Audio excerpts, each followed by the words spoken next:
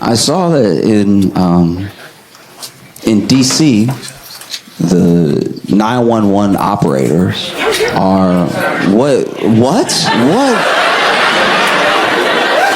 Oh my God! Y'all don't even know what I was gonna say. What's happening?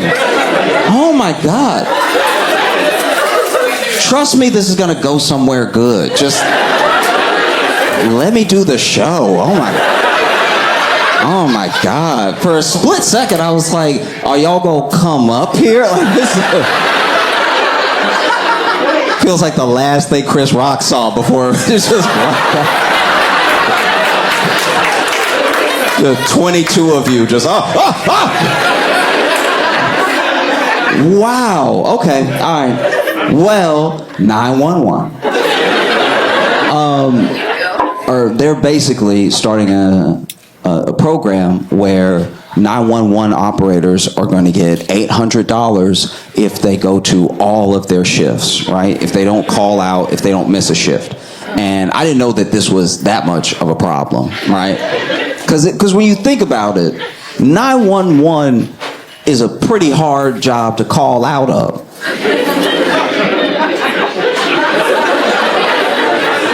Yeah, I mean, like if you work at 911 and you're like, hey, I can't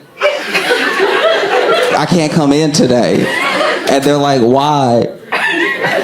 And you're like, oh, it's an emergency. And like,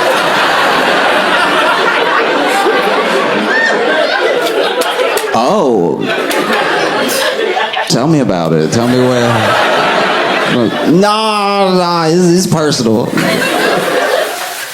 But yeah, apparently that's been happening. Apparently there's been very, very few shifts that have been like, did you call them or something? This is you were like,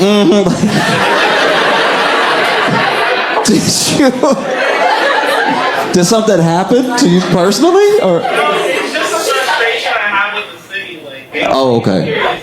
Oh, you just don't like it here. Like, you got a bigger thing. You got a bigger... If I call them, I'm finna die. Yeah. But to be fair, when you call them, it's because you're finna die. Like, it's... Got you.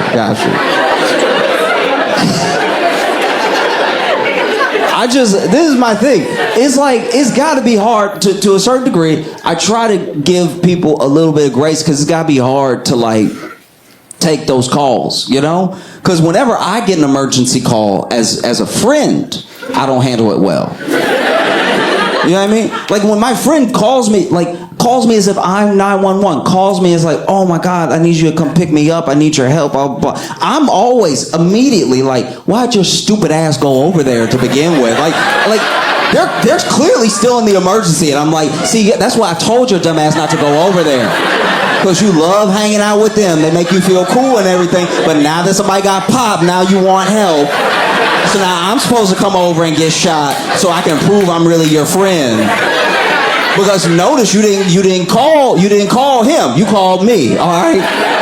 Because you knew he wouldn't come. Now I'm sending an Uber driver over there just with a note to be like, don't wait long. Like if he doesn't get in, then he not there. So I get it. I get how it's got to be one of the hardest jobs because you're taking the emergency, but you're also powerless, right? You can send somebody the way I sent that Uber. And to be fair, you know, when 911 sends somebody, they know that they're the emergency service. My driver thought he was picking me up. My friend running up to the car. He's over here like, for Josh? He's like, yeah, whatever.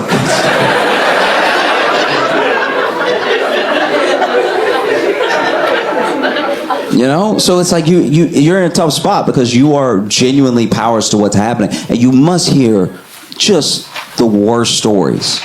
Just the worst things. You know what I mean? Nobody calls to chat. You know what I mean? Nobody calls 911 to be like, how's your day going? Does anybody ever ask you how you know what I mean?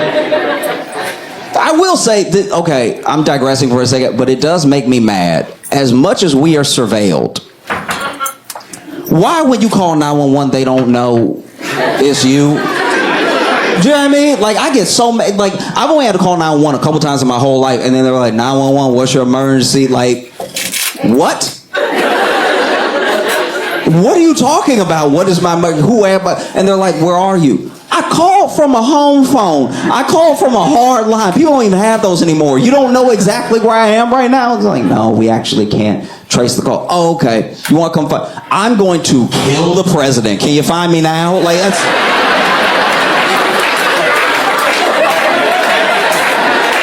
That's insane.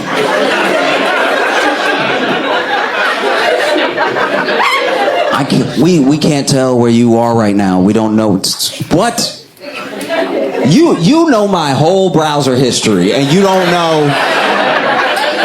know where I am. All right, whatever. But then, yeah, people have been calling out, so now they've started this initiative to be like, hey, maybe. And look, I don't know what 911 operators in D.C. or anywhere in the country, I don't know what they get paid. I'm sure whatever they get paid is not enough, because I'm sure that every day, no matter the situation, at least one tragic thing happens that they just have to take home with them. You know? And then you have to take the next emergency like you didn't just hear the last emergency. You know? Because nobody thinks about that. When you call 911, that person probably wants to tell you, can you give me a second? Can you give me a second? Because there was an active shooter situation, and then they just hung up. So now I'm talking to you. So I'm sorry, what's that about your chest pains again? You know? So it's got to be incredibly difficult. I understand why you wouldn't go back. I've quit jobs for far less. I think if I worked at 911 and I got a bad enough call the first like 5 calls, I'd be like, y'all, this isn't for me. I'll send money or something, but I can't. This is bad stuff. I don't have the help in my heart that I thought I had. You know what I mean? Because then also you have to, like, you have to not be the problem. Like, there's a show called I Survived that I will watch sometimes with my girlfriend, and it's amazing how many times the 911 operator isn't just not helpful, they're like actively contributing to the emergency, because then the person will call and be like, hey, there's somebody in the house. What? There's somebody in the house. You gotta get over here quick, because there's somebody in the house. It's not you?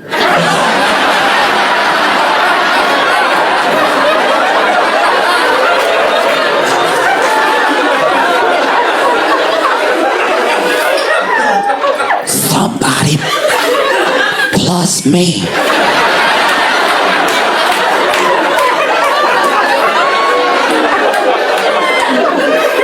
Is in the house. What room? I don't know what room. But they're not supposed to be in the house at all.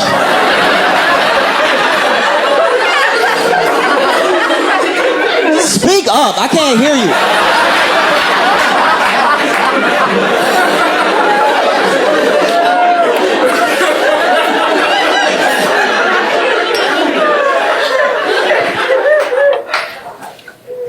Your voice. Look, don't get attitude with me. You called me, all right? Don't get an attitude with me because you called me, all right? I didn't call you going, hey, how you doing? You called over here, okay? I'm sorry. Just keep your voice down.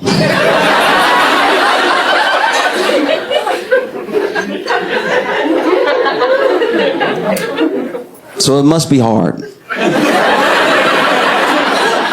It must be hard because you're trying to help and you could be hurt. Because then also you hear stories of people who were like, yeah, I called 911, but they couldn't hear me. So then they hung up. I'm like, how do you not have the good headphones? I'm talking about every 911 operator. I don't like that little thing that Halle Berry had in the movie with the little mic and the little earpiece, and it was only on one side. No wonder they can't hear anything. I want them to have the big old cover the ear, cover half the head headphones. You know, the ones that gamers have. You hear everything. When I play games, I can hear this kid's mom's footsteps in the hallway on the way to knock the controller out of his hand. Like, you can hear everything. They got them fighting, not enough resources, not enough people. Because honestly, it's like, look, you know, we can criticize, but it's like, I really don't want to do it. You know, like, I think if people want to get it, like really understand, I think everybody, I believe this for a lot of jobs, but I think that everybody should have to take 2 911 calls. Just because you would be like,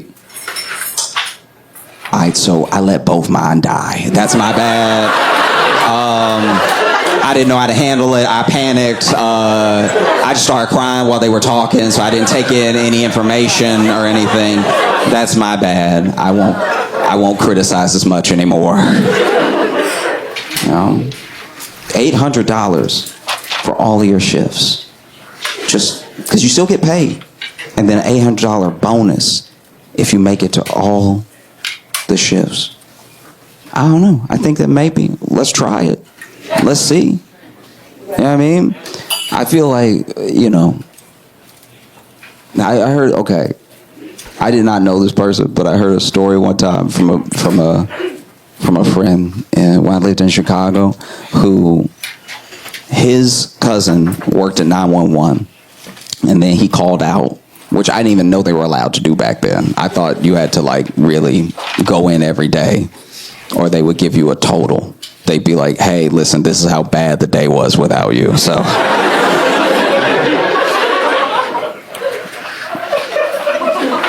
as an incentive to keep you coming into work, right? But basically, you know, his boy called out, and then while he called out, and then he, okay. Y'all are gonna judge me, all right. He called out, and then he got into a car accident, right?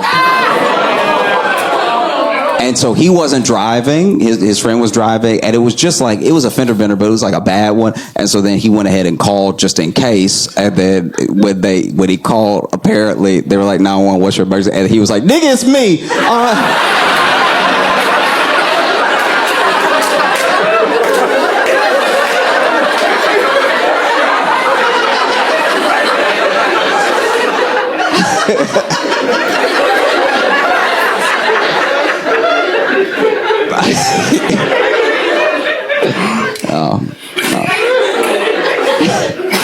Must be tough.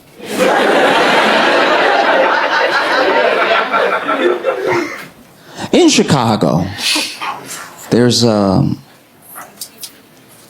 lunch lady that was arrested for stealing $1.5 million worth of chicken wings.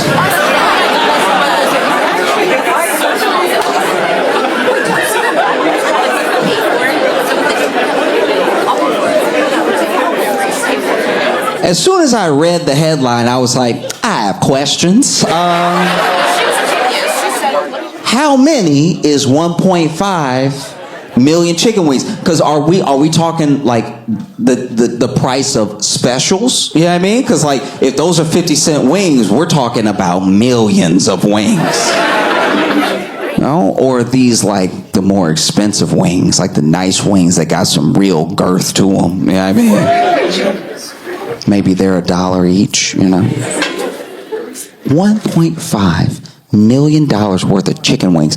And this was basically during the pandemic. She was in charge of ordering the food, right? And so she would order the food, and she started ordering the food, but then ordering some wings on the side, right? Like any of us. And so she started a whole hustle with these wings, right? And she drove the cargo van. So it was the perfect crime. She the one ordering the food, and then she's the one picking up the food. So she was ordering the cargo vans, she was using the cargo vans after ordering the food. So she was basically taking the billing, but she was keeping the meat. No one knows where the wings are. Yet another mystery, right? Because any number of things could have happened with these wings. And I want to be clear about something. The program that she's ordering the wings for is for kids who are doing remote learning but still receiving a school lunch, right? So some of those kids, there's a chance that some of those kids went hungry off of her scheme, right? Which is sad. It's terrible. And it made me wonder what made it worth it? Getting all these wings, right? Did she have a side business? Yes. Was she going up to like a wing stop? Like, hey. Anytime somebody's a criminal, they whisper in my mind, hey. You deal in wings, I deal in wings. I got some wings outside. Fell off a truck. You don't ask any questions. You make a little more money. And then Wingstop is like, no, we're not going to take your outdoor falling off of a truck wings. No, thank you. Nah, I'm good. And then she was like, okay. All right. I already have an offer at Buffalo Wild Wings. Because I'll tell you what, I have been to some wing places in my life where you eat the wings, you're like, this has been on the floor. Like, this is not good. There's no reason they charged a quarter, all right? This is bad. So maybe she was flipping them. Maybe she was going over there with cases of wings to like local restaurants, being like, hey, just go ahead, serve it to the people. They're good wings, right? If you buy wings off of her, you gotta be watching your dining room floor that night like, nobody dying, I guess it was some good wings, okay. Really made a deal. And then I had a friend point out that perhaps, she was doing some sort of Robin Hood thing where she knows, because she's been working in the system for, about a decade, that a lot of food goes to waste. Maybe she was ordering food to give some food away, which is fine. I'd like to believe that little, like, chicken wing Robin Hood type angle. You know what I mean? Like an angle where she just is out on the corner deep frying in real time, just like feeding the hungry. Get over here, burn your mouth on this, But even in that scenario, you had to take food from a kid who was already hungry. And one of the reasons they caught her is that when they were checking the budget, they saw that the district was $300,000 over budget. You got to be more careful than that. Like she ordered all these wings, I guess in the period of like a few months, which is going to be noticed, right? And one of the reasons they caught her is because the schools don't order chicken wings.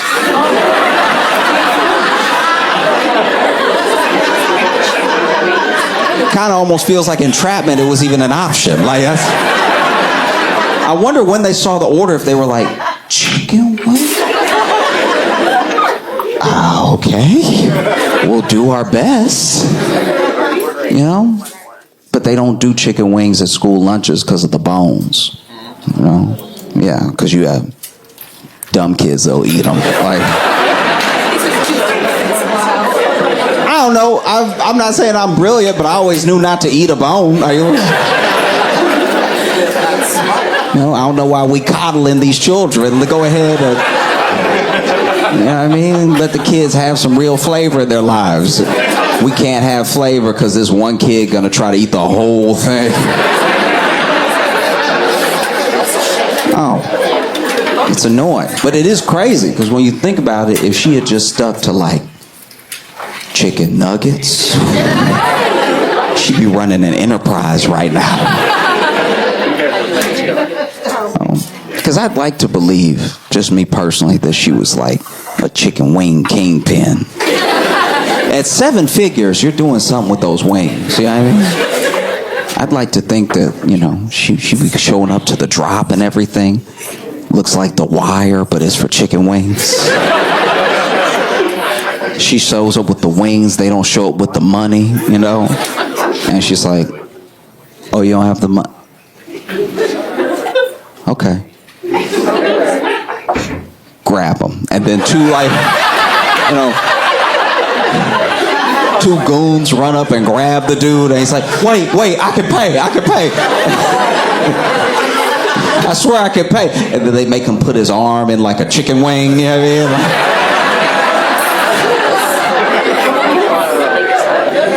And then they put his arm on the hood of the car and he had a chicken wing. He's like, no, please, don't do it, please. And then one of the goons just stomping his elbow, like just something that really hurts. They send him away. He's like, oh. Don't forget the money next time. Because when I saw her mugshot, it was crazy. Because, you know, she's a bit older. I believe she's like 66, 68 or something like that. So it's kind of odd when you see an older person in a mugshot, because she over here looking like Deadpool's roommate. You know what I mean? Like, I was like, how you look like a lunch lady and guilty in the same picture?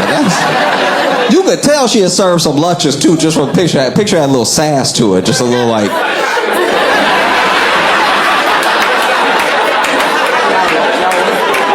You can tell that's how she be looking at kids when they ask for extra pudding or something.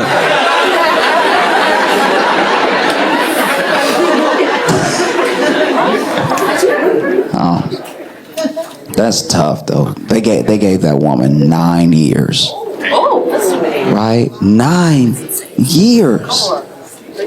That feels disproportionate. You know what I mean? The state doesn't care that much about chicken wings. They don't even care about the kids that much. That's 9 years? Wow.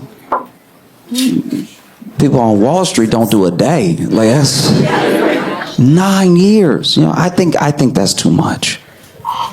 If it were up to me, I don't even know if I would have her really serve jail time. If it were up to me, it'd be probation, and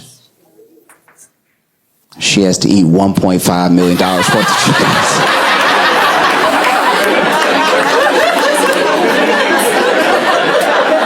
Oh, we know what you having for lunch for the rest of your life, ma'am. 6 years in, she's like, I've had every sauce there is. I can't do this anymore. Hey friends, I was actually off the road last weekend, so we're still dropping an unreleased set, but stay tuned afterwards because I'm going to be answering some of your questions from the internet. And if you have other questions that I don't get to, you can drop them in the comments. And if you have any questions at all, just keep being cool to each other. See you in a bit. I've also been obsessing over that lady on TikTok who was digging in her yard and found that rug. Like, in case you didn't see this,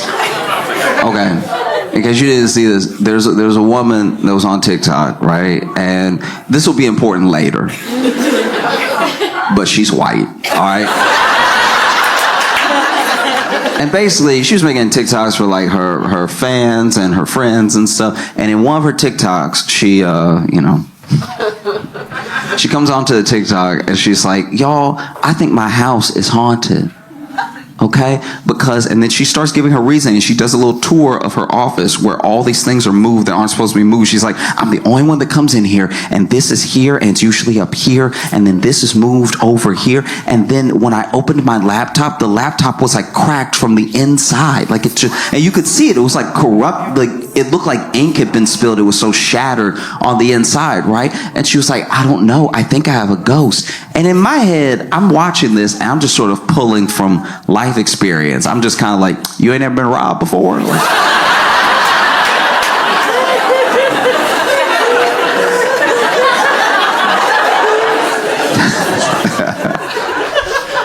And so then, you know, another TikTok she makes after that is she's digging in her yard. I think they're moving a fence or something, and then they hit something, and then they look at what they hit, and it's like this rug that's been buried underground, right? And it's a thick rug too. And then she's like, making a TikTok being like, isn't this weird? And I was like, that's a body.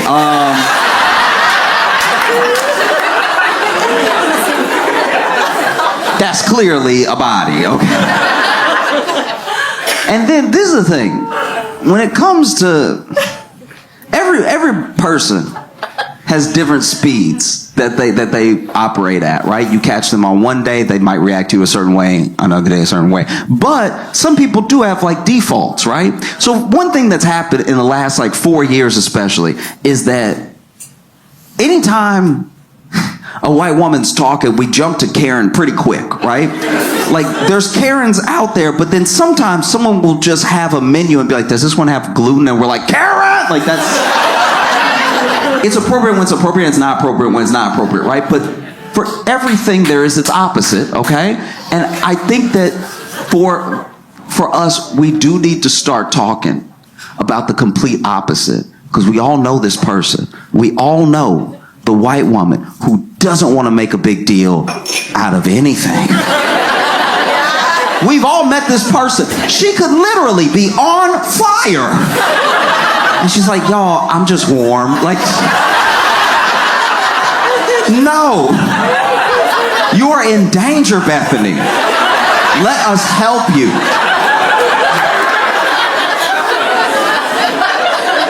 Yeah, I mean, like she could call you. She could call you in the middle of a robbery. She's at the bodega. It's getting robbed right now, and she calling you, being like, "Oh no, I don't want to bother her. Just if you get around to dialing those like 3 numbers, it would be really helpful." And this is who we have on our hands in this situation, because I'm not the only one, right? I see the thing and I'm like, "That's a body," and then everyone else in the comments is like, "Girl, that's a body." And this is the thing about internet comments in general, right? At best, almost all the time, random comments on the internet are at least not helpful. They're at least not doing anything for you when you read them, or when you posted them, they're not actually good feedback. Yeah, I mean, like it happens a lot, especially because the internet's just out for everybody, you know? Especially on a place like TikTok. People stumble onto your stuff and then they just comment on it, whatever they think. It might have nothing to do with what you're talking about, you know? Like, as an example, years ago, I bought some nunchucks.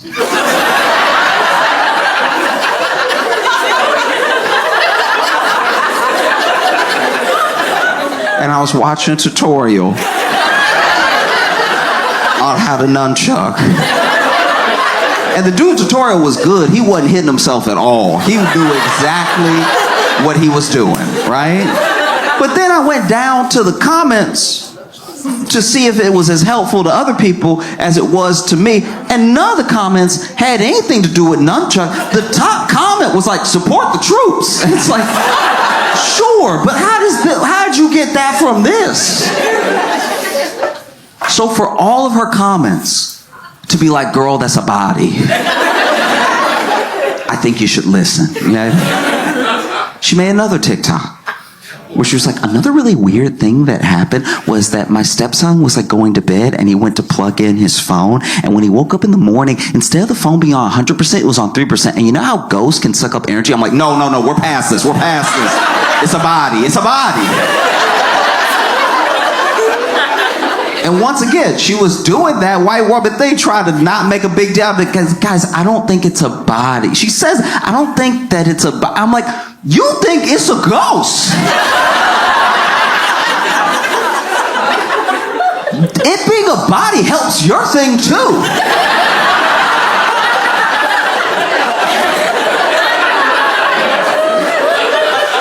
Every ghost used to have a body.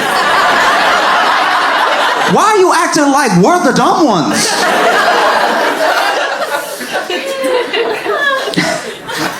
And so then she makes another TikTok where she's like, okay, y'all, I called the police.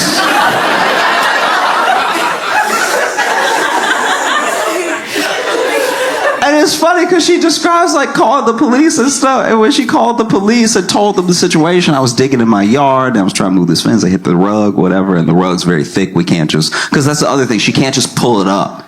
It's so heavy that it's like, it's down there. She would have to dig more to even expose more rug to even try to pull it up. And she tells the police that, and the police are like, that's not like a body.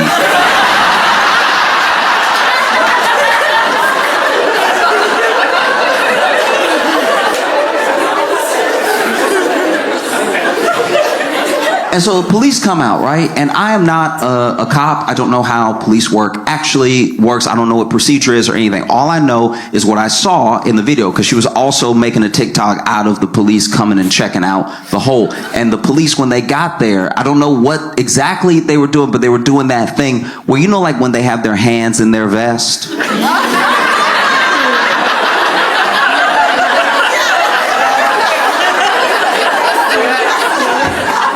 And so there was one cop that walked up and he was like,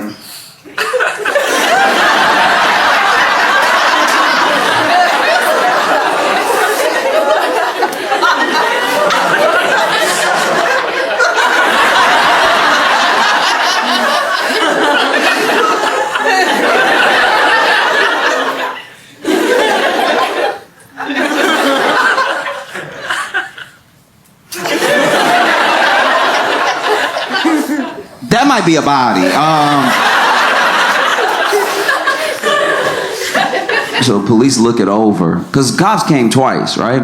Police look it over. Then this part is fuzzy. I don't know what actually happened linking these two things. I don't know if the police said this to her before they left or if they called later and told her this, but basically they were like, look, it's a hole. I get that you're invested and that it's the rug, but we don't have the resources to just like do some big dig in your backyard for a case that's like not an open case or anything. There's not like some missing person or something. So we just, if you want to dig,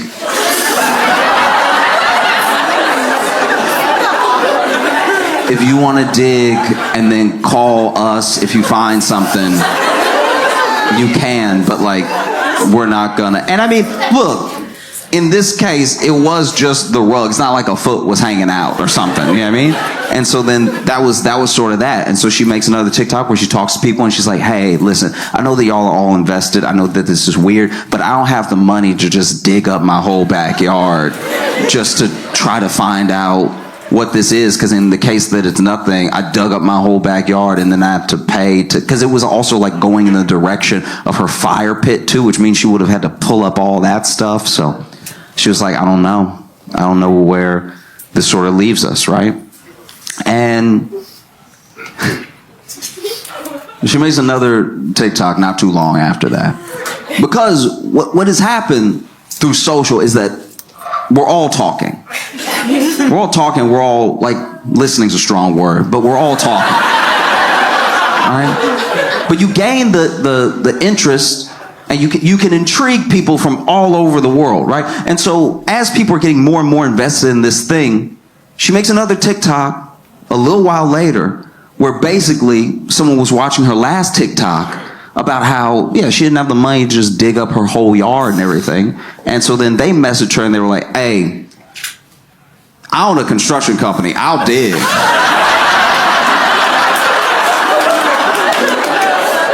I will not be left on a cliffhanger, all right? Digging is what I do. And so then, you know, the next TikTok is her basically being like, hey, this person with this construction company said that they would come over and dig and help me figure it out and everything. So go ahead and tune back in, 4:30 Eastern Standard Time. I'm going to go live and we'll find out together. This is what's really jarring about that, right? Is that TV used to be TV. You used to get your entertainment from TV, and TV was a thing. You used to buy the TV and know that all the TV would happen on TV. But now, slowly, over time, we're TV. Whether we mean to be or not. There's plenty of people who have realized they were TV in real time and been like, I messed up. I did not want to be TV today. You know? TV used to, we're spoiled. You know, we're used to 24-hour news. We're used to 24-hour programming, even pay programming. When a channel runs out of TV ideas, they're like, well, we'll let this person try to sell you something for 3 hours. You know what I mean? TV used to just have a few channels, too. TV used to have like 5 channels. And they didn't even have a lot of ideas. The TV would be like, guys, we're done. TV. You would have your TV on, but TV would be off. Because they were just, they just didn't have any more programs. They were like, you know what it is. We'll see you at 3 o'clock tomorrow. Go to bed. What are you doing up? Why are you still up right now? You have a problem. You need to see somebody, a doctor maybe. You probably have insomnia because you have left this TV on all night knowing that the Dick Cavett show only goes so late. And I didn't know about any of this. My grandpa was telling me, you know what I mean? But like, he was like, yeah, you used to, you know, that used to be how you knew you had a sleeping problem.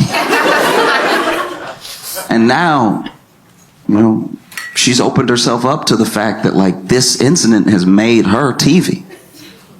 She even said, tune in at 4:30 Eastern Standard Time. I was like, you have commercials too? Damn.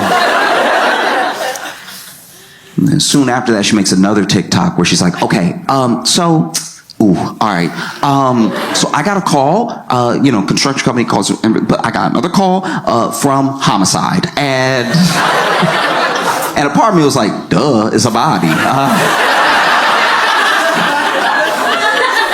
But she's like, I got a call from homicide that basically they said that they don't know who the last 2 officers were communicating with because it wasn't them. They must have talked to somebody else who told them to tell me what they told me. Homicide heard about the case and they were like, we would very much like to check.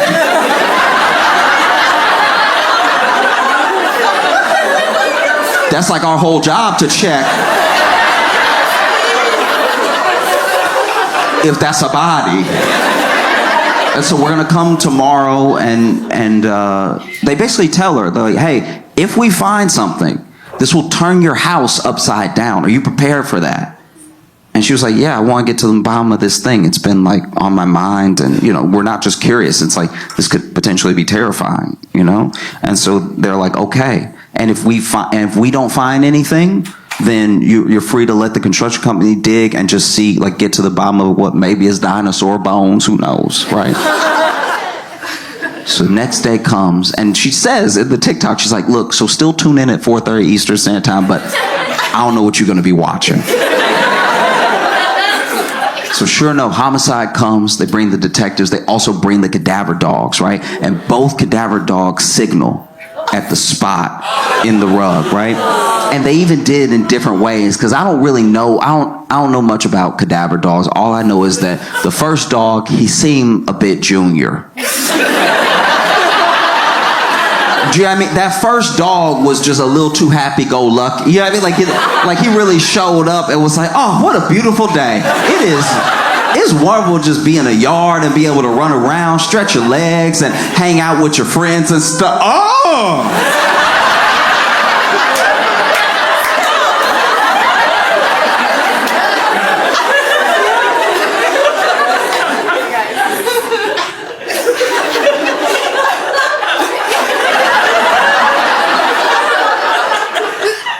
Y'all, this is just my opinion.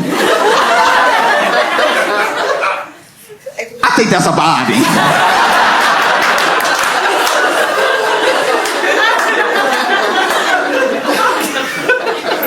Second dog comes out, must have been more senior dog. They must bring 2 just to make triple sure, you know what I mean? Because second dog comes out much calmer, at least to me. Just, had more of a dignified gait to his walk. Walking around.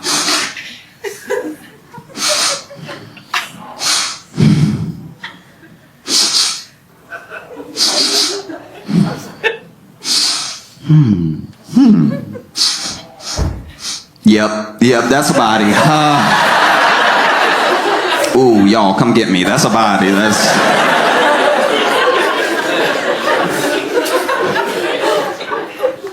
And it's got to be tough. It's got to be tough to be like a police dog because you don't know you have a job.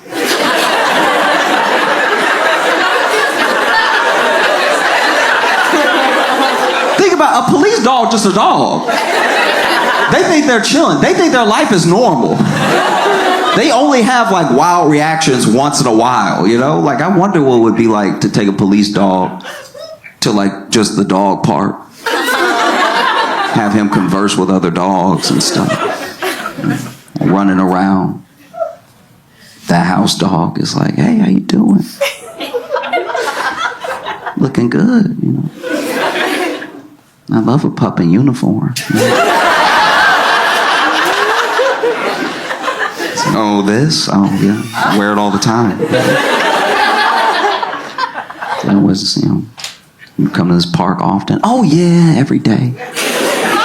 Every day, me and my pal come here, and then, you know, he lets me run around, and then we walk home, and then he feeds me treats, and I take a nap, and the police dog's like, nap? What's that? Oh, you know when you just get tired and you fall asleep whenever you want. And it's like, okay, must be nice. You know, and you said your owner gives you treats. What kind of treats? House dog's like, oh, all the treats. It's incredible. I get like the beef treats and the chicken treats. I go crazy for the tuna treats. I try to play it cool, but I can't. They're too good. You know, sometimes I'll play hard to get, but then I'm a sucker for the tuna treats. Do you get treats? And police dog's like, yeah, I get treats all the time. What kind of treats do you get? Police dog's like, mostly cocaine.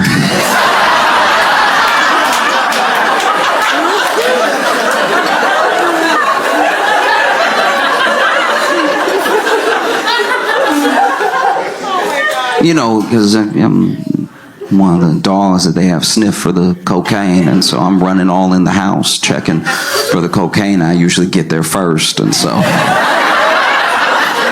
know, sometimes I take a little off the top, you know what I mean? A couple extra sniffs. You know, it's gotta be wild. It's gotta be wild to think as a police dog, you're just going for a walk. And they're like, smell this. Oh, okay.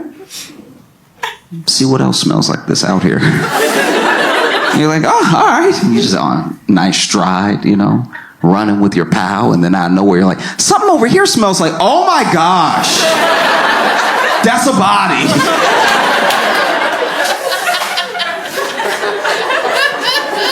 So both the cadaver dogs signal, right?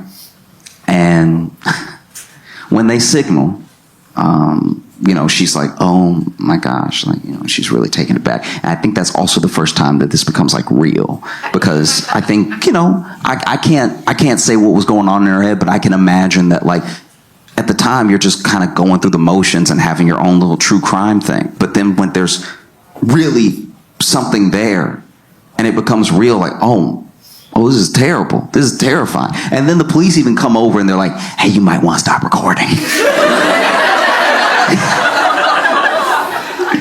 And so she makes another TikTok hours later where she's like, hey, I'm sorry I left y'all on a cliffhanger. You know, police were like, hey, maybe you want to stop recording. So I stopped recording and everything. But yeah, there's just people all over my house and stuff. And it was just like, I think it was all hitting her at once. And it must have been overwhelming, you know?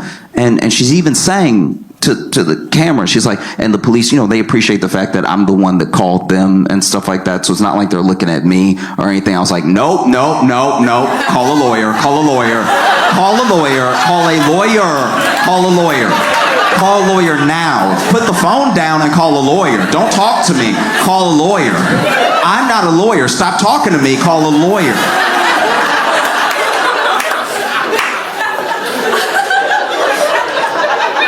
That's a lot to assume. That's a lot to assume. Hey, guys, I just found this body. Like, I have nothing to do with it.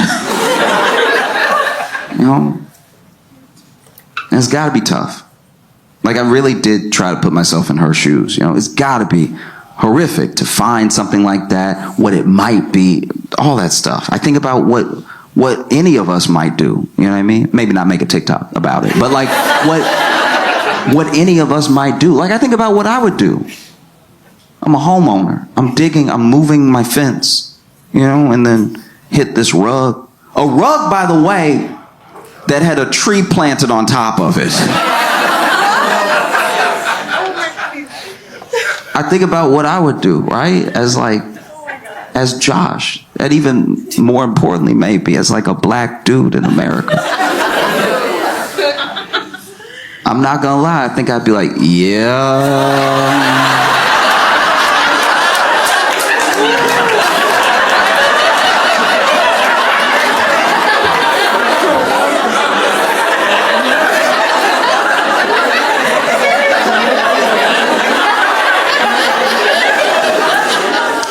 I didn't kill him. You know?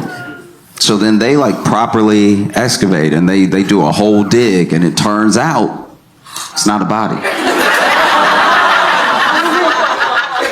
Isn't it weird to be disappointed?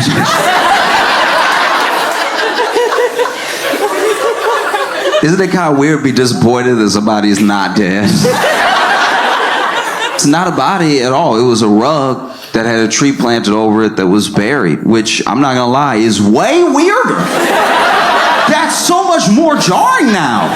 There's so many more questions I have now. We understand, it's not right, but we understand how people get got. Like, we kind of, like, there's a part of you, maybe you're in the mob or something like that, but this thing is way weirder. That means that your house was previously owned by a freak. That just means that there was someone that owned your house that was burying rugs and planting trees on top. What else were they doing? Licking banisters? What goes through the mind of somebody who buried? What kind of witchcraft is that? I want answers. She gonna be retiling her roof years from now, and there's gonna be a piece of bologna under every tile. What kind of cartoon house is this? How do you balance weekly stand-up and a daily show? You know, I work at Daily Show Monday through Thursday, and then we go on the road Friday, Saturday, and sometimes Sunday. And so I know that it's a lot, but it's also everything I've been trying to do this entire time. Like, these are all the things that I've ever wanted to be doing, and they just happen to be happening at once. Another thing that really gives me energy, I guess, is the people that I'm around. I get to be around the coolest people that I've ever worked with at Daily Show, that are constantly, like, whether it's hyping you up or you're able to bounce ideas off of them, and their enthusiasm and the way that they bring, like, their specific talents to the show always make me excited to be a part of it. And then the rest is just doing stand up on the road, which is just meeting all of you and, you know, doing the meet and greets when we can and stuff. And those are real opportunities to get a second to chat, even if it is just a moment where, you know, I understand, especially a late show, people are tired and they want to take the picture and go home and stuff. I'm never like thinking about it some type of way. I guess I'm more just so excited to meet the people who enjoy what I'm doing, you know, because sometimes you are creating these things online and it's very easy to see a number of likes or a little ticker go up. And while those things carry their own sort of excitement of like, oh, that's cool that people are watching, it's not until you meet the people that are watching that you get a real sense of what's going on. And so I don't know, if I'm being honest, if I've thought about balance yet or anything. You know, I sneak in my naps when I can, and one day I will find time to sleep. But sometimes I will say I don't realize I'm asleep. I have definitely woken up and not been sure when I was sleeping. So I guess I get enough sleep. How do you take care of your mental health? I think I do lots of stuff. To me, I think you're constantly bombarded all the time with stimulus and with media. And I think that even though most of it is negative, the positive stuff there, whenever you open yourself up to it or whenever you focus on it, is just as overwhelming sometimes. You know, there are a lot of people out there talking about the good things happening in the world. And if you engage with that stuff as much as you engage with like mainstream news and being up to date on the latest horrible thing that's happening in every country, I think you can find the balance that's actually happening. Because it's true, all these things are happening at the same time. And I don't know, I think that centers me sometimes, that like as many bad things as there are that are happening, there are so many instances of us seeing like the good in people and the good in the world and stuff. And so that helps me take care of myself. I have people that I will sometimes message if I'm having a rough time, for any number of reasons, you know, just having those people really help. I think that therapy as well, depending on your version of it and what you found helps you the most, I guess depends on how often you lean on it. And so, yeah, I think therapy, I think engaging in as much positive media as I can.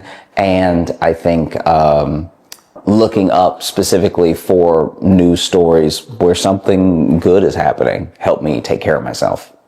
Why are your tickets $400? They are not. They're not. I cannot say this enough how much they are not. And because of how social works as well, no matter how many times you post that they're not, it may not reach the people who saw the thing. You know what I mean? Like we're all just missing each other because they're not at all. One of the reasons that you might see $400 tickets to my show are resellers. So I am trying to make sure everybody can come to the show. I'm trying to make sure that all the tickets are affordable, right? But if someone buys up a bunch of tickets and then they go to the secondary market and they wait until the show is sold out and then they try to sell it to people who want to come to the show but missed it, they're going to charge whatever they think they can get, right? So while it's $400 in this economy, $400. I am not asking that of anybody. $400 is too much money. Okay. I can't sing. Yeah, I mean, like we're not talking about tickets to like somebody who can do backflips or something like that.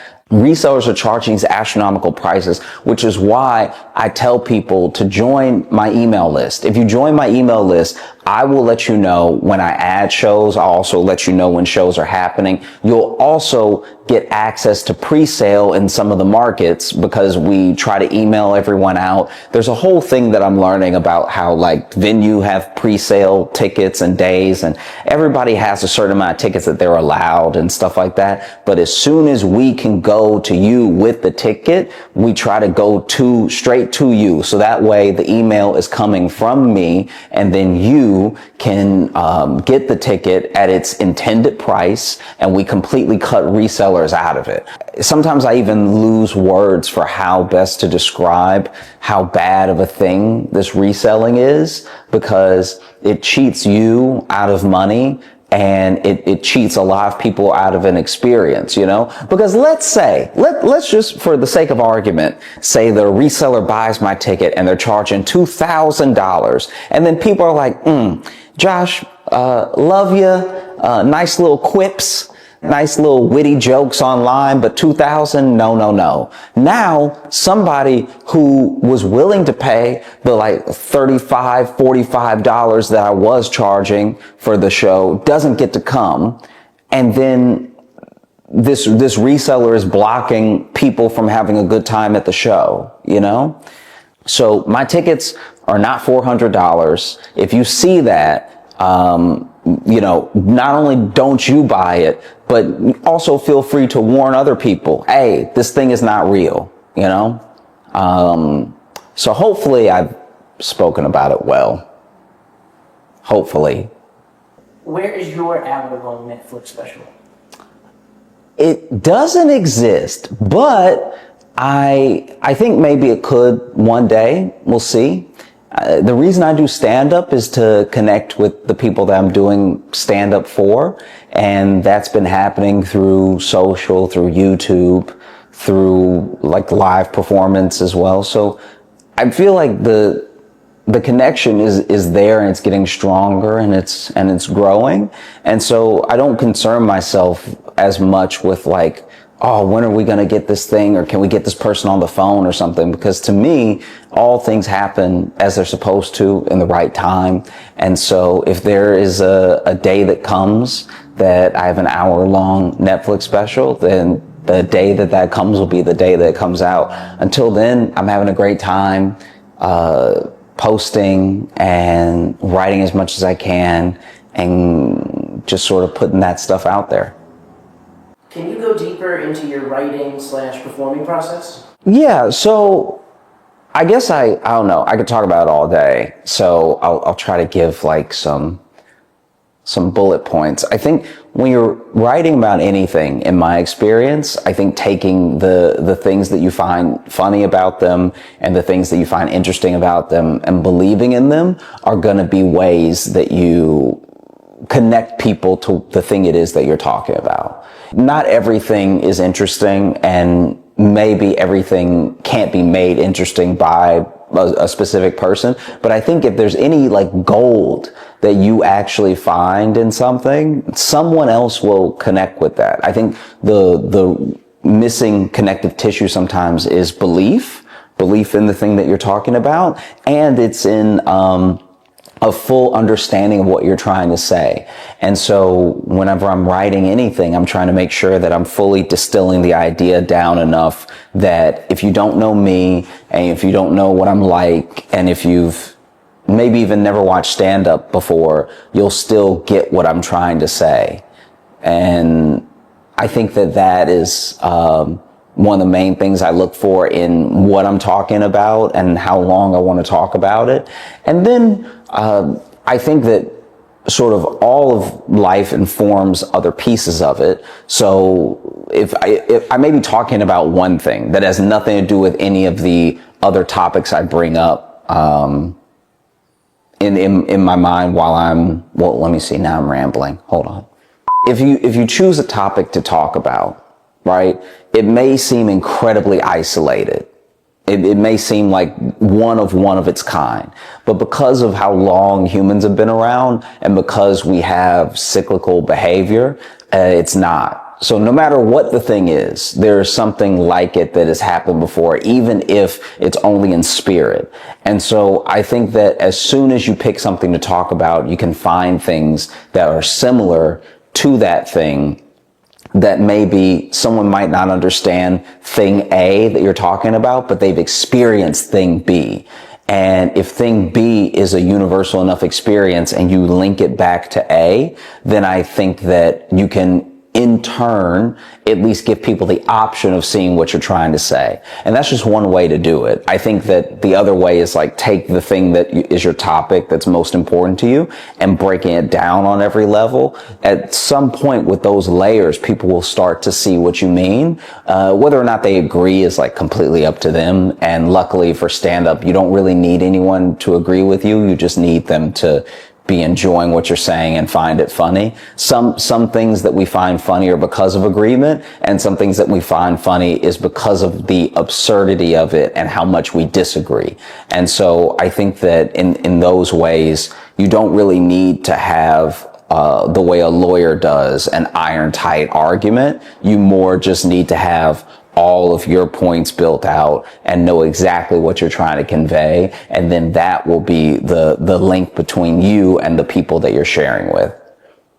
I think that, yeah. Thanks so much for watching. I appreciate you so much. I look forward to seeing you on the road when I come to your city. Make sure to join the email list. It's at joshjohnsoncomedy.com.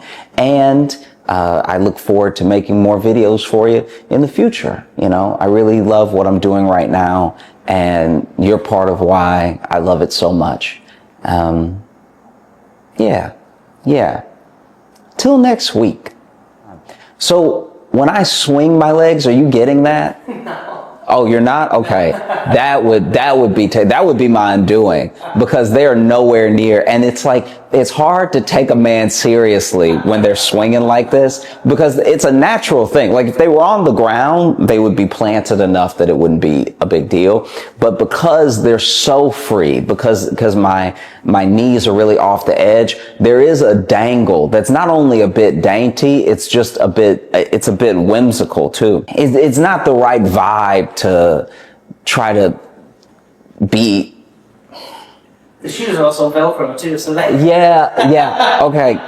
These actually aren't my normal shoes. I wore these because I lost my shoes. And so I'm still looking for my real shoes. But then until then, I have these on, and everyone has been looking at me like I need help. I have not encountered anybody in a store or on the street that has seen my shoes and not been, let's just say, extra nice to me. Dangling in Velcro shoes, it's not the look for a grown man. You know what I mean? Like, this is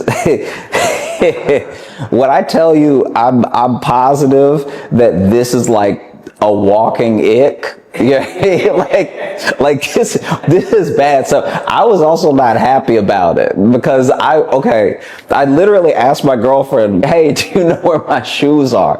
Which is one of the most insane questions you can hit a person with, because your shoes should have been left by you somewhere nearby.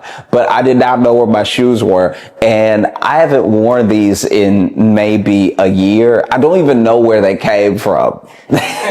I really don't. Like, maybe I bought them, but I feel like they were a gift, and not just a gift, but like a re-gift. Like, I think they were given to someone my size, and then that person was like, nah, I can't keep these in the house. It's better than not having shoes. I'm grateful to have more than one pair of shoes, but I'm also praying I find my real shoes soon, because, ugh. The main shoes, they're what, on? On clouds, yeah. When are you going to get an endorsement? I mean, you have those on every show, every stage, all over the country. That's up to OnCloud. I wear them because they're comfortable. But an endorsement would be nice. That would definitely buy some more OnClouds. Yeah, they might as well endorse me. I would just give the money back to them almost immediately in OnClouds. Put your hands together for Josh Johnson, everybody.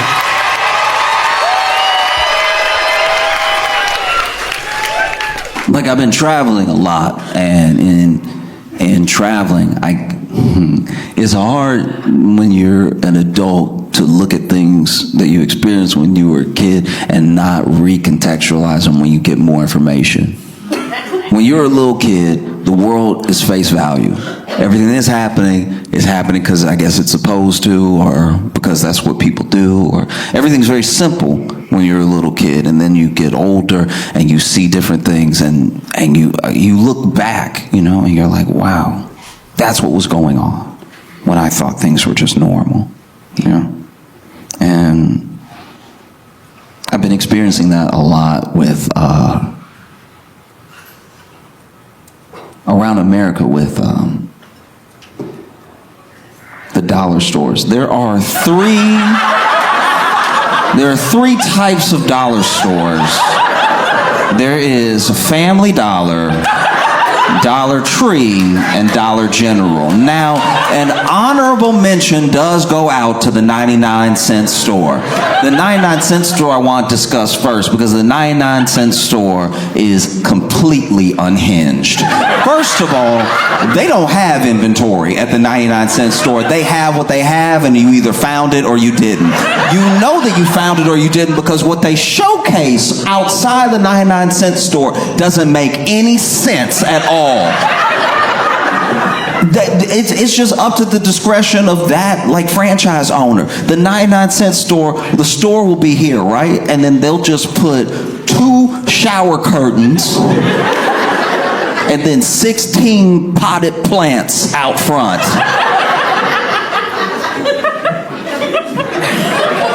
what is this place? Then you walk in and it's like, it's like if somebody truly made a business out of garage. Because when you walk in, nothing has like a designated spot or anything. There are things hanging on hooks I didn't even remember had hooks. I forgot that each broom I've owned had like a little hook to it. But then when you walk into the 99-cent store, almost like a beaded curtain, you walk through brooms hitting you in your face. 99-cent store that I went to was so big. It was way too big. It was a warehouse of trash. It was like a hoarder died and then they tried to sell everything. Because the 99-cent store I went to had a stick man. It had a man who would get to the tallest stuff at the top. And this was the worst stick man in stick man history. Like, admittedly, some of y'all don't know what I'm talking about, and this is a black thing. Like, this is mainly where we shop. There is a stick man. But, like, the stick man was not good at all, because you're used to a stick man getting up there and unhooking something with precision, bringing it down. You know, he might even drop the stick a little bit, catching his hand, hand it to you, right? This stick man was over here. I can't tell if he was nearsighted or farsighted, but he could not see what he was sticking. This man was over here battling. You'd be like, can I get the one up there? He's like, yeah, I got you right now. I got you right now, young blood.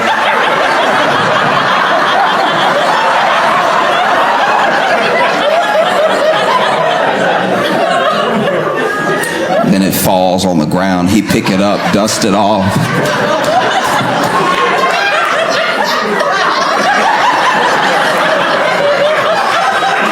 No, our stick man was trash, and he had.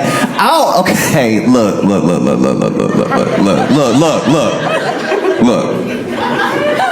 I need glasses. All right. I'm not better than anybody. I'm not judging. Everybody got their own prescription and that's their cross to bear, all right? But he had the most specific eyes I have ever seen in my entire life. This man had one Coke bottle and one that was very thin. Like, just, it seemed like he just needed a monocle, but he was like, nah, I don't trust myself to hold it on my cheek like that. Go ahead and give me glasses and just make one glass transparent glass. Because he clearly only had one bad eye. Like, it's his eye, like this eye had to be good. Because when you would look at him, one eye looked like he was doing this to you. Right? Like one eye looked super big and the other eye looked regular. But then when you saw him, when he would turn, you could see both of his eyes were regular size eyes. So that was just the glass. And so he had one like Coke, but thick, bulletproof glass on this side. And then one that was very, very thin, right? He would knock stuff over and go pick it up and everything. And he worked at the 99-cent store since maybe before time. This man had been there a very long time. He might still be there now. I don't know. But everything that's there is not like quality. You know what I mean? It's literally 99 cents in today's economy. This stuff isn't even just made in China. This is up off the floor in China. This is the stuff that they throw away in China that they were like, you want this? All right. If you sure. This is how you can tell these are the worst products ever made in the history of humanity. They are so toxic that whatever you touch, whatever color it is, that's the color you are when you get done touching it.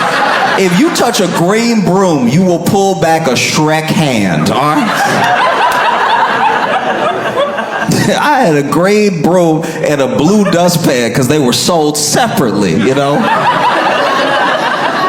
Goodness forbid you package them together and they're $1.19. You know what I mean? They were like, we can't have that. We'll have each for 99 cents. And then I bought the green broom and the blue dustpan, and one hand was Martian Manhunter and the other hand was Smurf. I couldn't get my hands back to normal for days. I don't know what they painted that with. Spray paint comes out easier. 99-cent store is trash. And then you get to Dollar Tree. Dollar Tree made the guarantee a long time ago that everything would be $1, and they were the first to break that promise. You want a lesson in life not being fair, you go as a child to the Dollar Tree and buy one of their very illegal individually packaged Capri Suns. Capri Sun they don't sell them like this. You're not supposed to do this. That's how I knew I was broke sometimes. Like you a kid going into the Dollar Tree for a Lucy Capri Sun.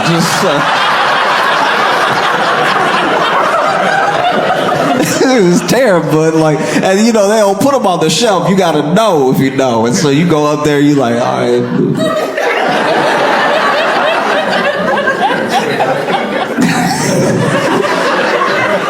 Feel like I'm buying weed or something. I'm over here. Come on, sip, sip. Come on. You miming it.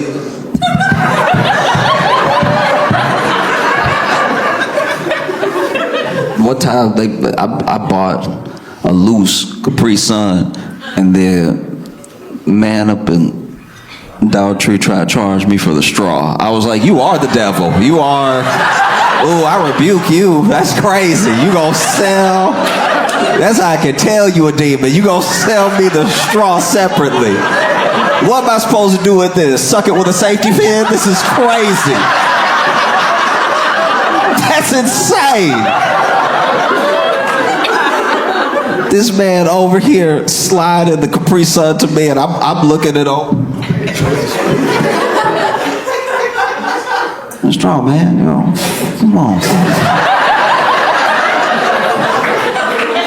It's like, that's extra, young blood. I'm like, hey, what? From a young age, I could identify with people who rob stores because that was very aggravating. Dollar Tree was over here just, letting themselves run out of inventory. I would go in the Dollar Tree and there'd just be whole spaces, whole sections empty. At least the 99-cent store is packed to the brim with stuff that doesn't even make sense. The 99-cent store would have one of something, proudly.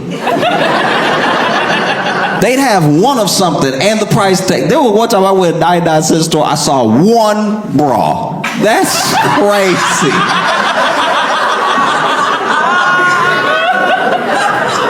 I'm like, that's lost and found, if anything. Y'all don't have a single other bra in here. And you gotta hang the bra next to the snacks. You know you shouldn't be selling this bra. Because Dollar Tree would let themselves run out of like everything, and then you walk in, it's just bare shelves and stuff. At least the 99-cent store would try to make sense of things. 99-cent store doesn't make any real sense at all, and you can tell because sometimes they'll sell stuff that should be sold for a totally different purpose. I've been very confused in a 99-cent store before. One time, I was in a 99-cent store, and on the shelf, it said 99 cents. So far, everything's checking out. It said 99 cents, and then it said hat. It was a hat for 99 cents, right? But then on the shelf, clearly, is a bucket. That's a bucket. It's a bucket, though.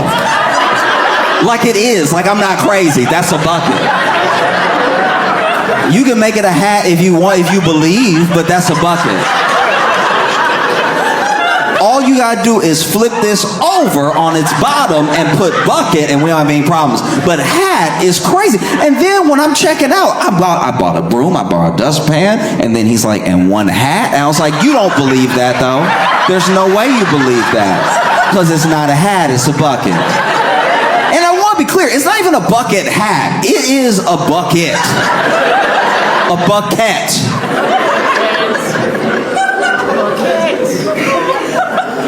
So then you have Dollar Tree. You know, then you have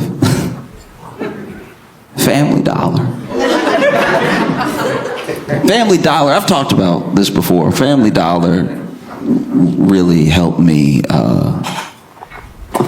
pinpoint on the map of life where I was.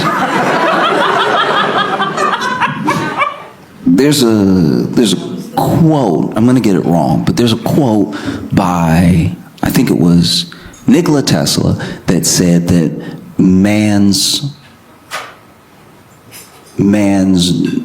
grasp, the reach, it's man's grasp, what is it? Man's grasp exceeds his reach. Man's grasp exceeds his reach. And I think, it's man's grasp. Reach exceeds his grasp. Man's reach exceeds his grasp. I was like never gonna correct you because I didn't know either, but like as soon as you said something, it did sound. Yeah.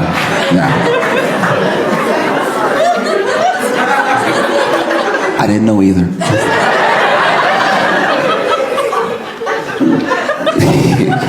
So man's reach exceeds his grasp, and I think that Family Dollar's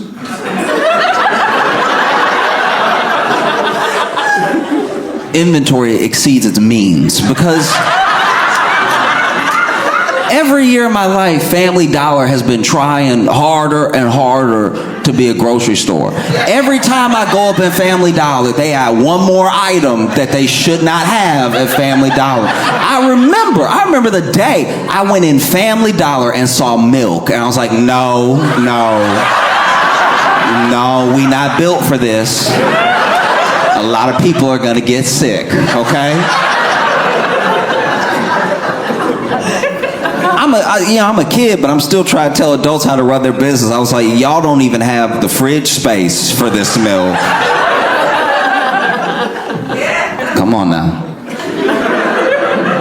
And Family Dollar has always helped me keep track, truly, being honest with myself of where I am on this map of life, right? Because at first, I walked in Family Dollar, I saw milk, and I was like, y'all, don't do this. And 2 years later, I was like, let me go ahead and get the milk.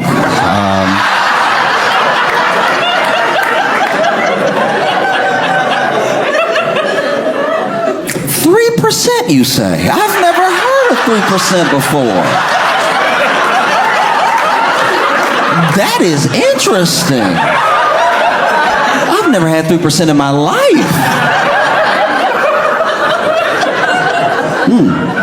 Maybe I'll get stronger bones. Who knows? So you got Dollar Tree, you got Family Dollar, and then you have Dollar General. Dollar General is the stuff of nightmares. Dollar General is straight out of a horror movie. And I don't say that because of the experiences I've had at Dollar General. I say that because of where they put Dollar Generals. Dollar General will be the last thing you see before you die. And not in a curse sort of way, not in like the Ring sort of way. Dollar General will be put in the middle of a field. Whether you are in the South or the Midwest, the only places Dollar General truly exists and thrives is the middle of nowhere in the South, the middle of nowhere in the Midwest, and the Sahara. I don't know. By the time you see a Dollar General, you're like, is this a mirage? Because I've seen nothing but fields for 30 minutes and then one Dollar General with a man working there from the 1800s. Who knows? Those Dollar General people that work at Dollar General get bold with you when they're out. When you out in like their area, you at this Dollar General in like Ball, Louisiana. You walk in, it's like, not from around here, huh? It's like, you even talking like the movie. What? Who says that to a customer? Not even where you from. Not from around here, are you? Oh. Now you can tell a Dollar General is terrifying. Because out of a Dollar Tree and a Family Dollar, I'm just talking about my experiences growing up, you know. Out of a Dollar Tree and a Family Dollar, a Dollar General is the least likely to be robbed, all right? I've seen Dollar Generals, you know, be on the news, not for being robbed, for the attempt. Do you know the horror that has to go down for the attempt of a robbery to make the actual news? Nothing got stolen, but everything that happened was still so bad that it made the news. There was a dude, it was a dude who was on the news. I'm pretty sure it was Dollar General, and this dude made the news because they ran up in the Dollar General trying to rob it, which also not a great plan. Dollar General doesn't exactly have a lot of sales going on. And so for all the sales they do have going on, let's just say no Dollar General I've heard of needs a safe, all right? And so to run up at a Dollar General to rob it, you already expecting to run out with like $26, okay? But this man ran up in a Dollar General trying to rob it, right? And not only did they take his gun, they beat him with his gun. And then the getaway driver called the police on them.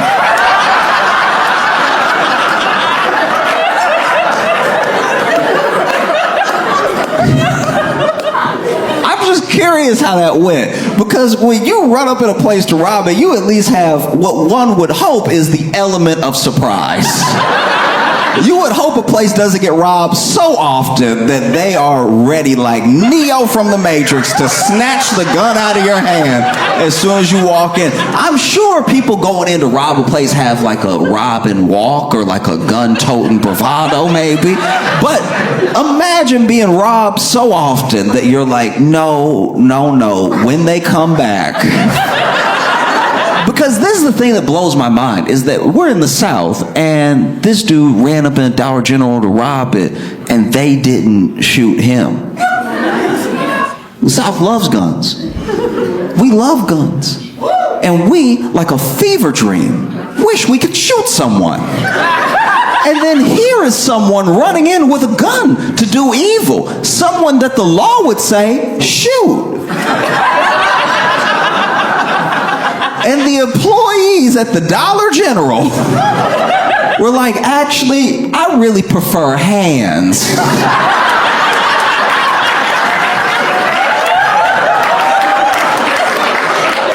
Imagine how crazy you have to be, how bad of a week you must be having for somebody to run up in there with a gun out to rob you, and you go, this is exactly what I needed. You know what? Let me tell you something about the Lord, all right? The Lord won't put more on you than you can bear, okay? And the Lord knew people had been trying me all week. People I wasn't allowed to hit. People that I could never put my hands on. And so then the Lord sent you to me at work, the place I hate most, to go ahead and take out a week's worth of frustration on you with the butt of this sawed-off shotgun.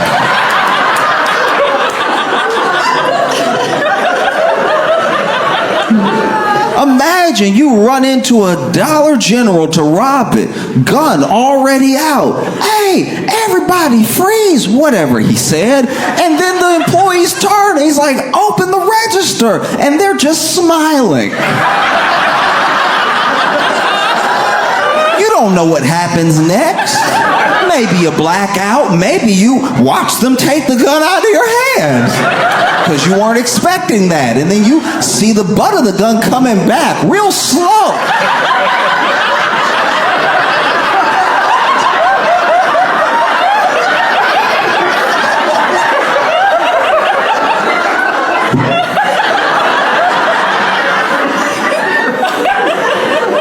I'm sure the next part is a blur. I'm sure all you really know is you hear yourself getting whooped.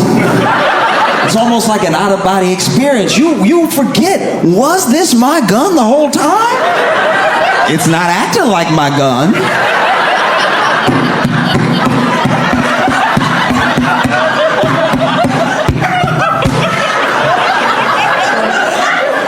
You wake up, the police are standing over you, and you haven't been arrested. Because all the damage was done to you.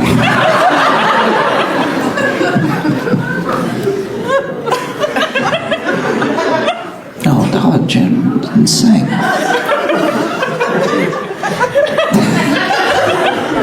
It's crazy too because every once in a while Dollar General will buy a store that used to be a nice store.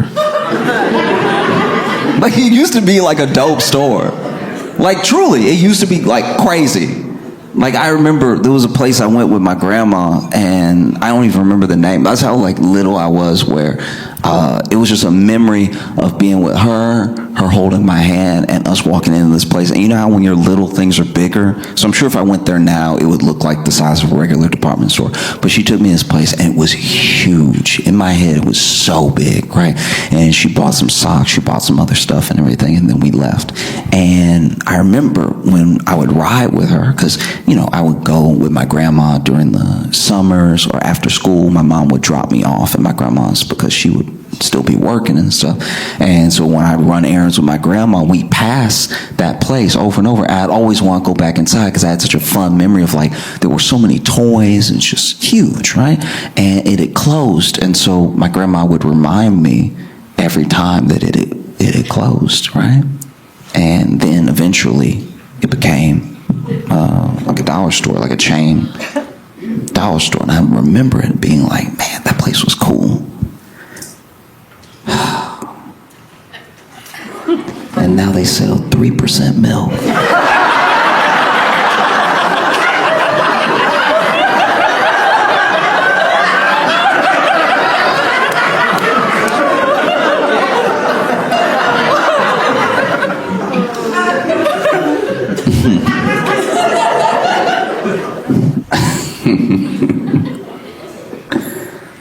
Okay.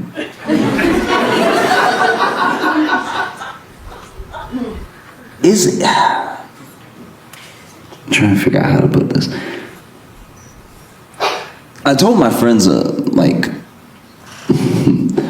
a story a long time ago about how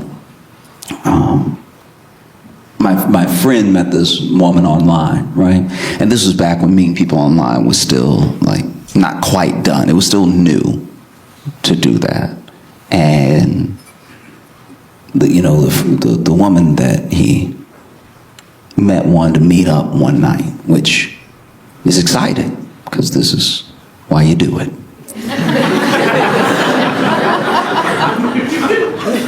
And she said she wanted to meet up, and he was like, where do you want to meet? And she was like, oh, behind the library.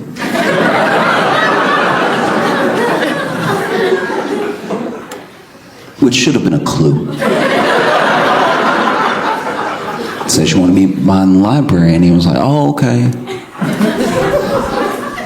Which library? Because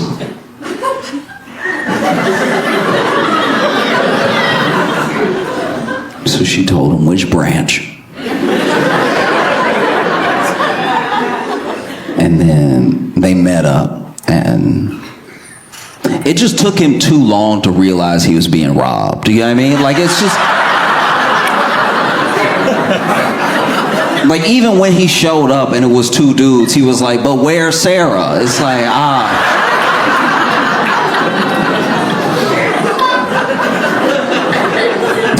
You need to wake up, dude. Sarah's a fiction. And that's the way that I feel about Trump federalizing DC. You know what I mean? Because I don't know. I don't know how other people feel about it, but I was watching it this morning and watching them talk about it, and it was an interesting speech because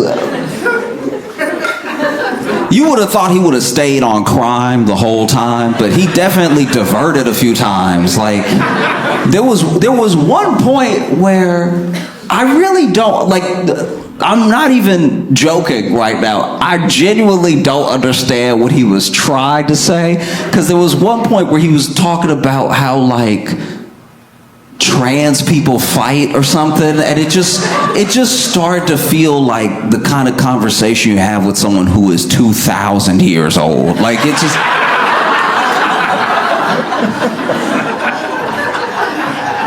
It was weird. It was like he, because it came out of nowhere. It wasn't like part of the thing.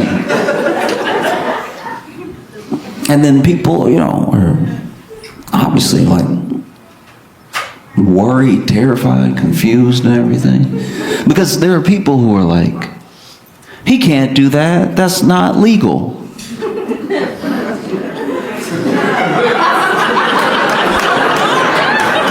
And whenever I hear that, I'm like, what are you, a Democrat? Like, this is the goofiest. That's illegal. It's like, all right. That's what my buddy said when he was getting robbed, too. He was like, this is illegal. Stop. Out of your mind. Hey, that's illegal. You're not wrong. You're not wrong. But what are you gonna do about it? You know what I mean? Like that's the thing. That's a question that Democrats constituents ask. That's a question that Trump is asking. That's a question on everybody's mind right now. If you oppose what he's doing, what are you gonna do about it? And I don't know. I'm not gonna act like I know what to do at all, because I genuinely don't. I mean, I know that people protested today off of the announcement, off the fact that, like, just imagine you live in DC and Trump says he's gonna like deploy the National Guard, and you just, like, not only is crime at this like 25-30 year low, but like you just got to the point where you were probably starting to feel kind of safe off the street, and now it's going to be the National Guard looking at you every day, confused why they're there too. People forget that the armed forces, like, obviously, soldiers are supposed to follow orders and everything like that, but the armed forces are filled with people of differing backgrounds and opinions and everything. So it's not as if everybody that ever gets deployed is excited to be deployed. And it's not as if they're always well taken care of when they are deployed. These people, they signed up to do a service for their country. I'm curious how they feel about being deployed against the people that they're supposed to protect, instead of against, like, some foreign invader or something. I'm not gonna act like I know. I've never served or anything, but I've talked to people in the service, and they come from all different types of backgrounds. They vote in all different types of ways, and I'm sure that if you're walking down the streets of DC feeling disheartened, feeling like you're being occupied, there's probably somebody standing there as you walk into work that's like,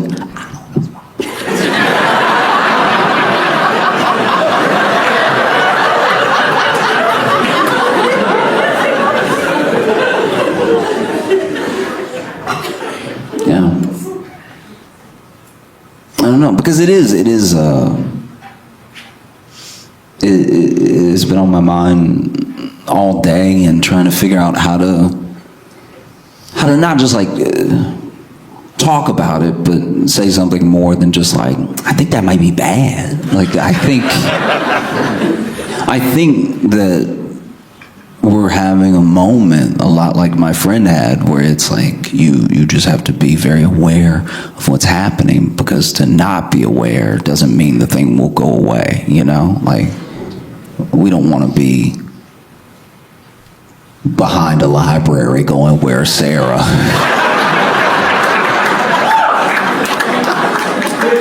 for our entire democracy. Because that's, yeah. I think that's the thing that I find so, like, aggravating about it, is that he is a person that tells you what he's going to do, and then he does it.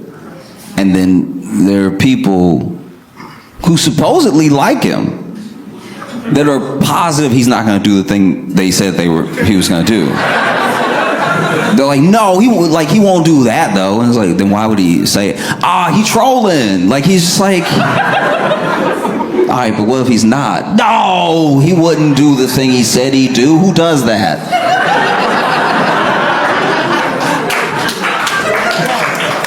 You know, because I'm not going to act like I know what to do, and I think it's more important for everyone should know who, on every level, their representatives are, and what they do for you, and what they're doing for you right now. And it's easier to hold those people to account when you know who they are. You know what I mean? Like your state senator, or everything down to, like, you know, alderman. Everything. Because it's the fact that these people go unnoticed, the fact that we expect whoever, business people, celebrities, whatever it is, to pick up the slack of the people that were elected to do those jobs, right? Like, we're in a position now as a country that's very scary, because we look to companies to do some of the work that local government should be able to do. And now we've stripped resources from local government to the point where you do need who knows, Amazon to come in and bring in jobs, because how are we going to get jobs now? Or you need on a state level companies that you give everything to, and they give you very little for the resource that you're missing, you know? And so now we're at a point where some of our infrastructure is completely buckled without us really realizing it.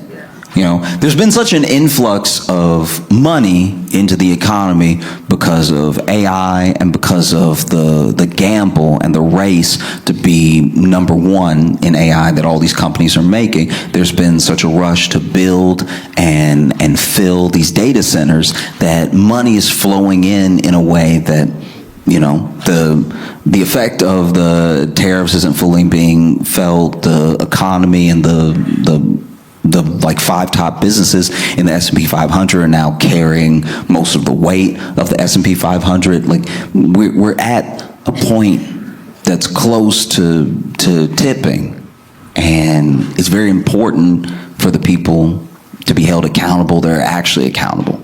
You know, it gets very easy to divert and get mad at this person, or notice that this person said something, whatever it is. It's the actual people who vote on these things, who have the power to say yes or no to large companies, knowing that you know where they are and what they do, that holds them to account. As long as you are distracted, or you're blaming whatever, the person to blame when it's too late, then things are going to stay the same.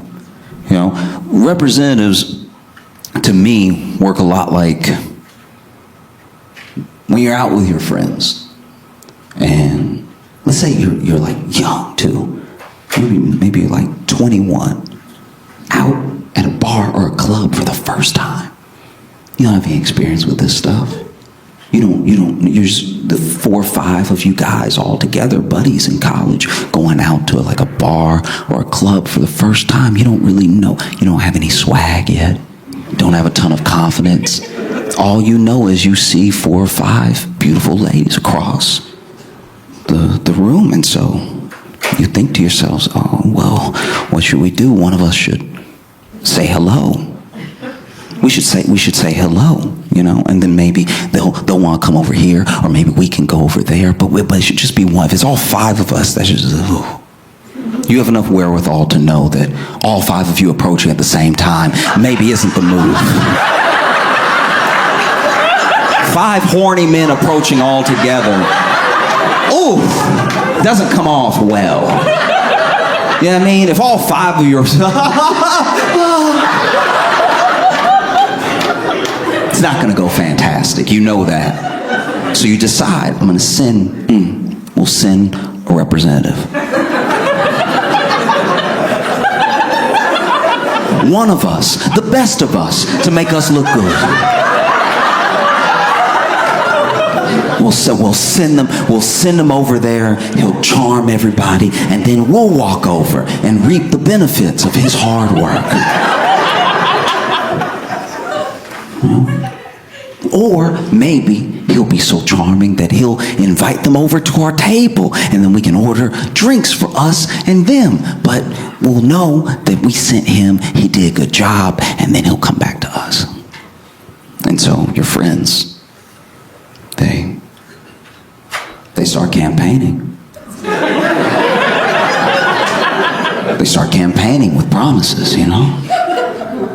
No, I can go over there. I can do it. I can do it. It's like, no, listen, Daryl, you blink too much, all right? You blink way too much, all right? You're going to run up in there. They're going to think it's a bomb under them or something. You blinking too much. You blinking now. Stop blinking so much. We can't send you over there. You look nervous right now.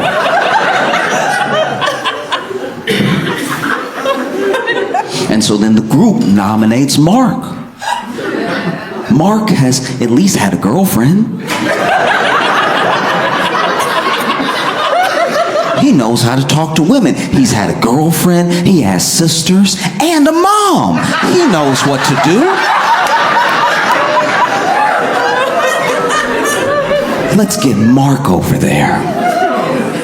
So Mark, elected by the group, goes over there, you know. And even before he walks over, he says something that Mark would say. You know, he stands up and he's like, hey guys, thank you so much. All right, your faith in me means a lot. I'm going to go over there. I'm going to do my best for us, for all of us, okay? I appreciate you all so much. And look, I'm going to do my darndest. Who knows what the result will be, but your faith in me means the world. No matter what, we're going to have a great night tonight, okay? See y'all in a second. And then he goes over, he makes his approach. And because Mark is engaging, he's sweet, and he's interesting, he's easy to talk to. And because he's extroverted and he's outgoing, he knows how to approach without creeping or intimidating. And so quickly, you see these 5 ladies having what looks like a really good conversation with Mark. Things are looking up. This is incredible. The body language is phenomenal. Mark is over here working the room.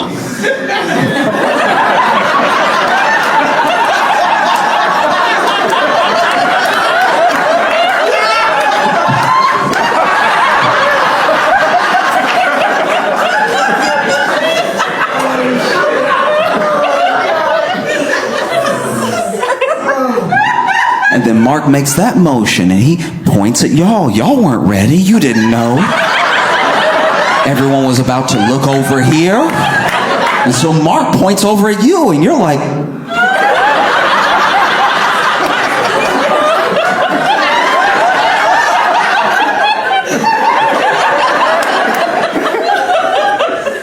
Mark turns around and keeps chatting, and after a while, things start to slow down. You don't really know why, but some nods and still a couple of laughs. And then Mark, he doesn't beckon you over. He doesn't give the thumbs up like they're about to head back with him.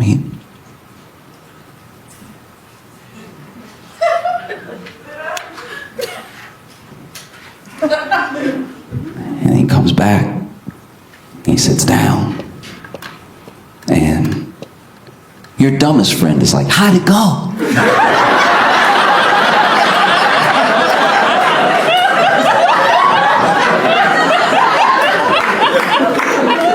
And Mark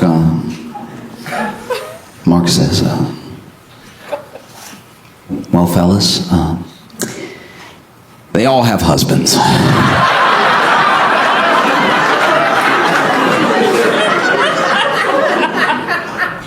But Mark did his best. And that's not actually his fault. He tried, right? You can send a representative. They can promise to do something, and maybe the thing is bigger than the promise that they made. That is possible. That they tried as hard as somebody could try. And they didn't deliver because the circumstances weren't there. But let's talk about a different scenario, a more common scenario. Maybe Mark was sick. He wasn't even there. He's at home. Your buddy Chet is campaigning. And Chet campaigns on some pretty jarring promises. He's like, look, I'm going to go over there, all right? I'm going to be like, what's up? Be like, hey, ladies.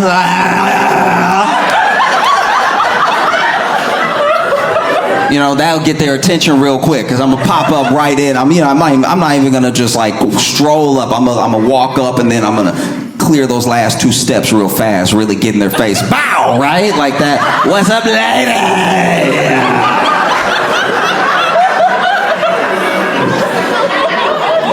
And I'm just going to tell them what it is. I'm like, you could have a boring night or you could have a night with us.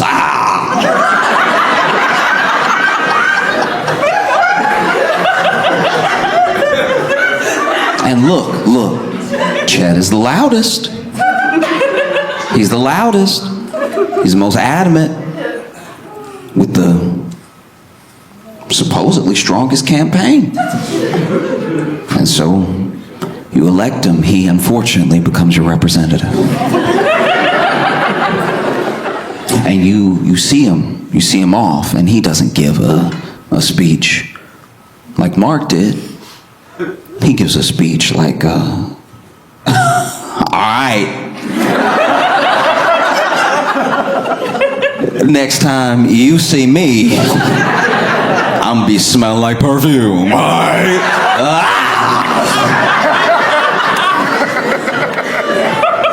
And then he walks over, and you see him walk over, and his approach is startling. Because he can't just walk over. He's doing like he's doing a walk that's like kind of Denzel, but if Denzel was severely hurt. You know, Denzel has that swag to his walk. Chet is over here.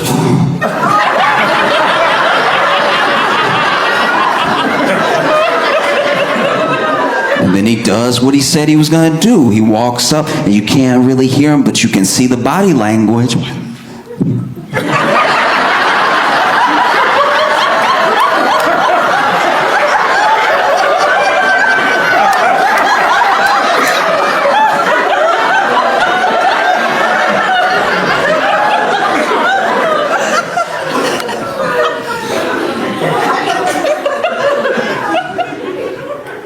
You don't hear him give his little speech, but you can tell when he gives it because everybody slapped him.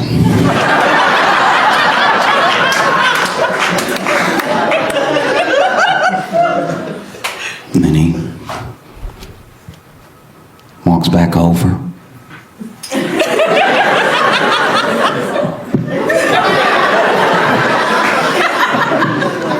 He sits down. your dumbest friend goes, "How'd it go?" And he's like, "Man, let's get out of here. Everybody's stuck up in here."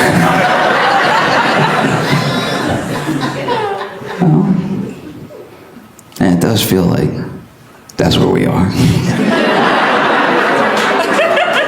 Yeah, I mean, we're in a pretty bad situation. There's way more Chets than there are Marks. You know, because I used to look around, especially when I first started touring, even when I was in some of the worst, motels, hotels, like some of the worst, like. But I did. The first time I ever got a chance to travel this country at all and meet new people who were from new places that I had never been to before. Not only did I have a good time because I was having these new experiences, but I really felt like I was seeing something really, really beautiful. Everybody wasn't happy and everybody didn't get along. I'm not like pining for a time that didn't exist. I'm just saying that like really getting out for the first time in my life all those years ago felt a lot like walking through that department store with my grandma. It was really special. I look back on it fondly, and I am genuinely afraid that we've gone from that to a dollar store